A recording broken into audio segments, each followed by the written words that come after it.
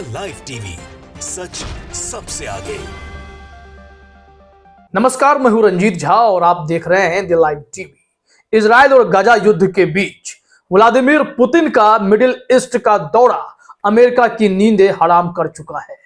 जिस कदर middle east में पुतिन का स्वागत हुआ है, उसे देखकर तो दुनिया भी हैरान है कि जो अमेरिका के इतने करीब है, वो देश रूस का इस तरीके से भव्य स्वागत कर कैसे रहा है। इसके मायने क्या हैं? पुतिन का जलवा मिडिल ईस्ट में इस कदर छाया है कि अमेरिका के लिए खतरे की घंटी बज गई है। दरअसल व्लादिमीर पुतिन रूस के राष्ट्रपति जैसे ही सऊदी अरब और यूएई के दौरे पर पहुंचे, वहां की धरती पर लैंड किए तो ऐसा स्वागत हुआ जिसके विजुअल्स भी सामने आए। आप भी अपने स्क्रीन पर देख सकते हैं। एकदम किसी हीरो की तरह ग्रैंड एंट्री हुई है। पूरे आसमान से लेकर जमीन तक सुरक्षा व्यवस्था मुस्तैद की गई थी ताकि पुतिन साहब को एकदम से स्पेशल फील हो, वो भी वहां जहां पर अमेरिका अपनी दोस्ती प्रगाढ़ कर चुका है। फिर चाहे वो यूएई हो या फिर सऊदी अरबिया हो, दोनों जगह पर रूस के राष्ट्रपति का ऐसा स्वागत देख जो बाइडेन भी हतप्रभ है। इसके मायने कैसे निकाले जाए, इसको लेकर कई रिपोर्ट हैं।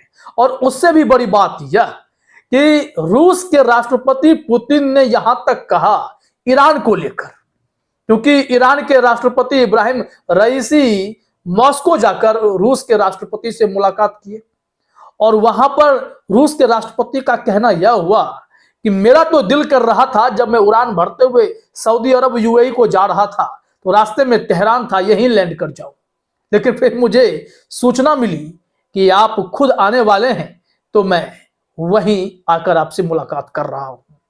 यह बहुत बड़ी बात है।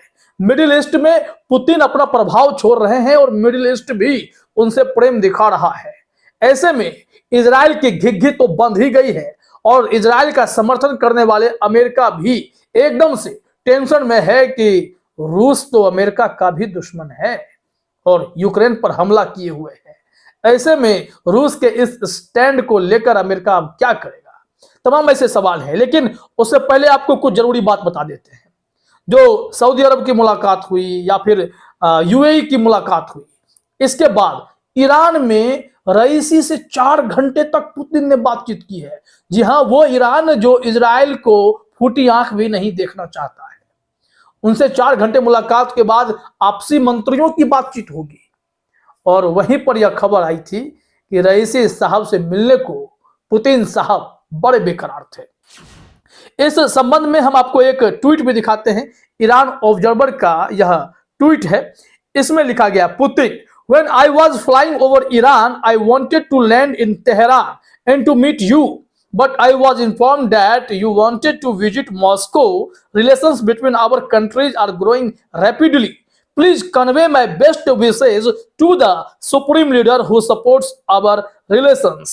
यहाँ पर सीधे सीधे कहा गया है कि मैं जब ईरान के ऊपर से उड़ान भर रहा था तो तेहरान में लैंड करने की मेरी इच्छा हो गई कि रईसी साहब से मुलाकात हो जाए, लेकिन पता चला कि आप तो खुद हमारे यहाँ आने वाले हैं।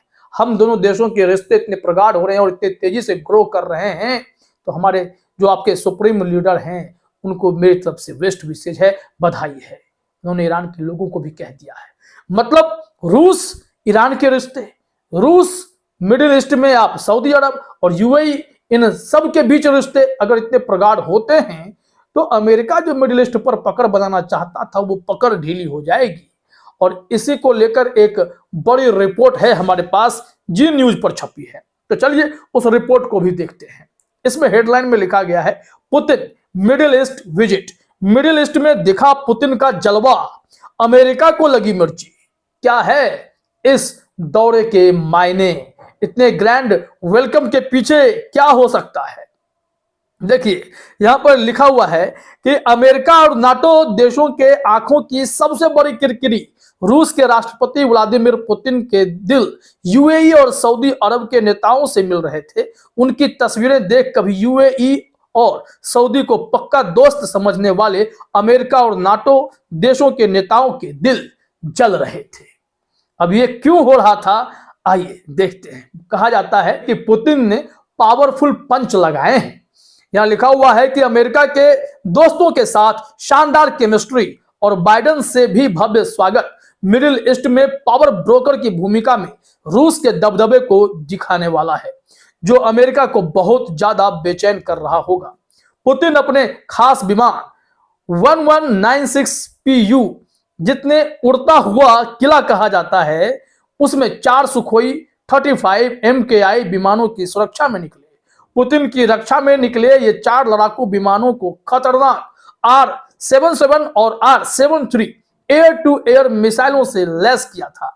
यानी मिडिल ईस्ट के जिस इलाके में अमेरिका की सबसे खतरनाक मिसाइलें, हजारों सैनिक और एयरक्राफ्ट कैरियर तैनात हैं, वहां पर पुतिन पूरी तैयारी और दबदबे के साथ शेर की तरह घुसे। और शेर की तरह जब कोई घुसता है तो आप समझते हैं कि उसका जलवा कैसा होता है।